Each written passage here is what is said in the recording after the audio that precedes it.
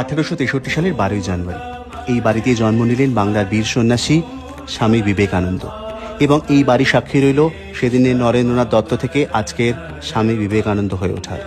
আজ তার 163তম জন্মতিথি। অষ্টাদশ শতকে স্বামীজির প্রপিতামহ রামমোহন দত্ত এই বাড়ি তৈরি করেন। পিতা বিশ্বনাথ দত্তের অকাল মৃত্যুর পর পরিবারের উপর নেমে আসে এক গভীর সংকটের ছায়া। এই বাড়ি নিয়ে চলে দীর্ঘদিনের পারিবারিক মামলা, যার চূড়ান্ত রায় আসে যদিও স্বামীজির স্থূল শরীর চলে যাওয়ার আগে। আইনগতভাবে এই বাড়িটির অধিকার আসে মা ভুবনেশ্বরী দেবী ও তার ভাইদের হাতে। স্বামীজির অন্যতম সন্ন্যাসী গুরু ভাই স্বামী প্রেমানন্দ এই বাড়িকে ঘিরে এক সুদূর প্রসারী ভাবনার কথা বলেছিলেন। তিনি চেয়েছিলেন এখানে হবে শাস্ত্র আলোচনা, থাকবে একটি পাঠাগার ও ব্যায়ামাগার, যাতে শহরের ছাত্র সমাজ সহজেই স্বামীজির আদর্শের সংস্পর্শে আসতে পারে। 1963 সালে সেই স্বপ্ন বাস্তবায়িত করতে বাড়িটি বেলুড় মঠ অধিগ্রহণ করেন।